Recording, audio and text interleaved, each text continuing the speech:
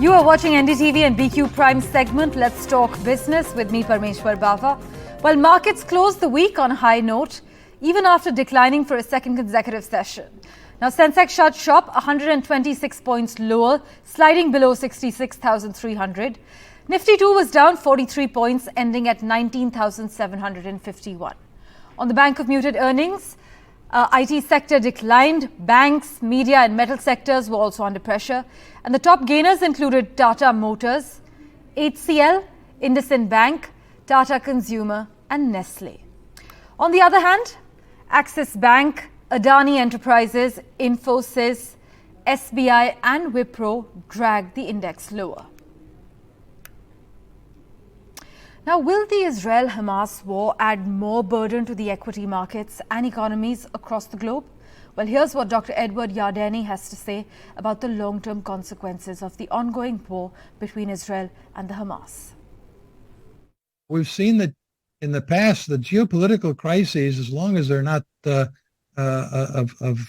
a disastrous, catastrophic scale, geopolitical crises have turned out to be buying opportunities. I mean, the war in Europe is horrible, and it certainly has.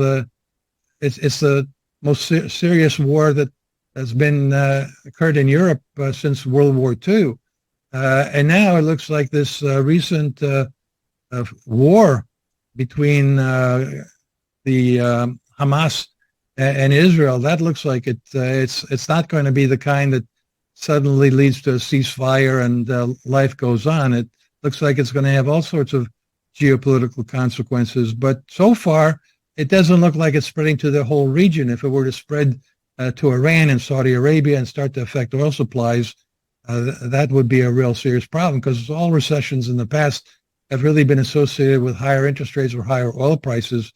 So again, I don't like saying that terrible geopolitical crises are buying opportunities for stocks. I don't like the idea of making money when people are suffering in some place of the world, but that happens to be the reality.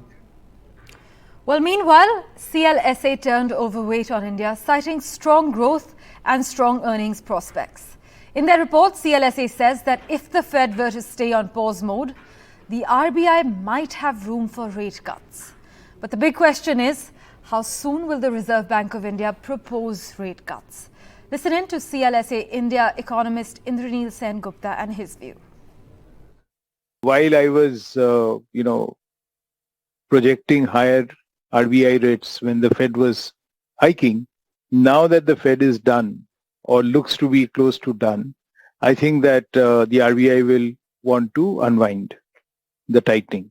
Now, of course, the Fed may hike once, that may force the RBI to hike once more, because, the differential is already just 100 basis points.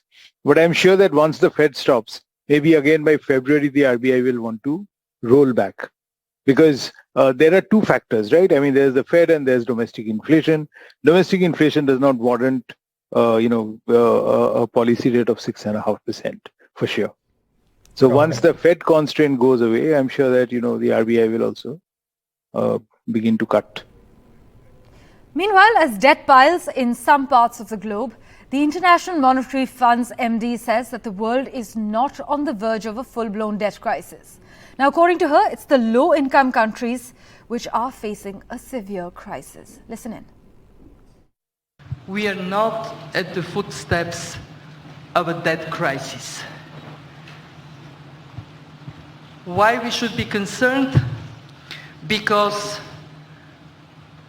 over the last years, governments, households, businesses had to borrow to sustain their function.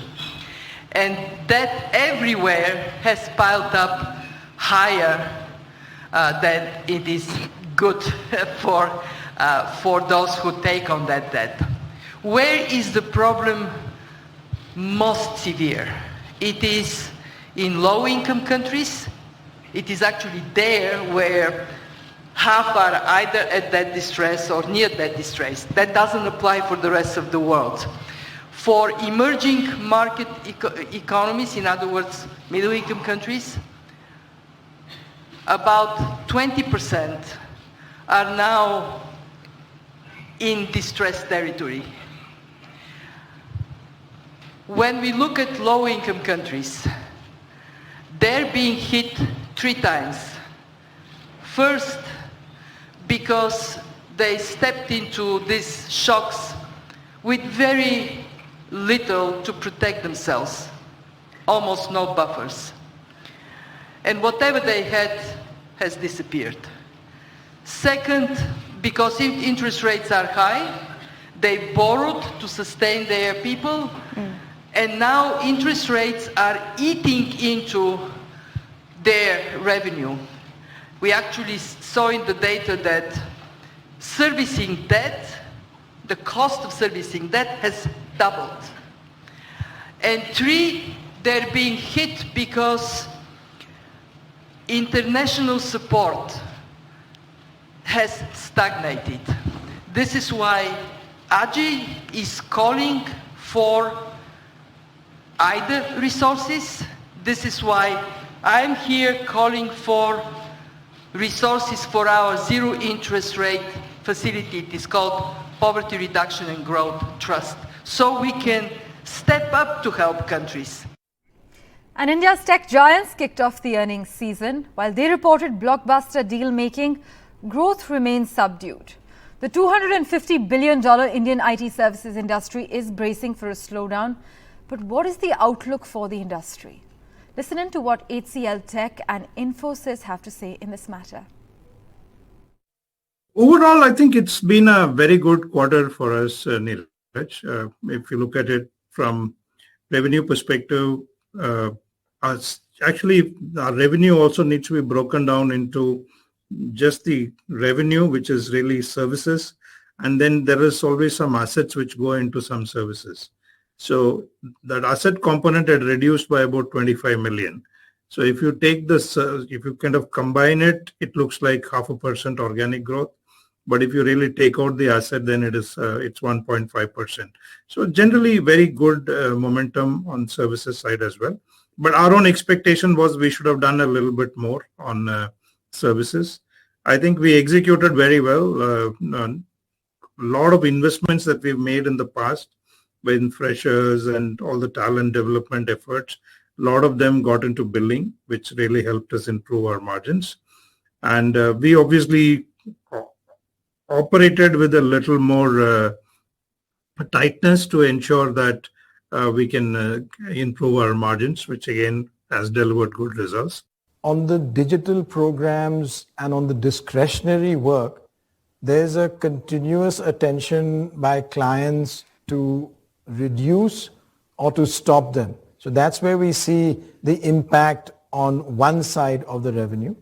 On the other side, there's a tremendous interest in cost, efficiency, automation, where we happen to have a huge advantage in the market, where we believe we are gaining market share by winning so many of these large and mega deals. Many of these deals have time as they start to ramp up, the way that they are structured, the way the transitions happen.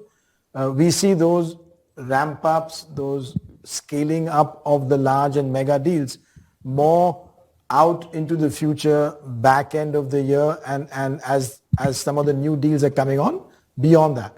So those are the two dynamics that we see. And then we combine that. We were fortunate and we executed a very strong quarter, as you rightly point out. And we will continue to execute. But we are also aware and we want to make sure that we communicate that or what the environment looks like. And things in that environment change in a dynamic basis. So we want to make sure that that gives the range of what our guidance communicates. Well, that's all on this edition of NDTV and BQ Prime segment. Let's Talk Business. Thanks for watching.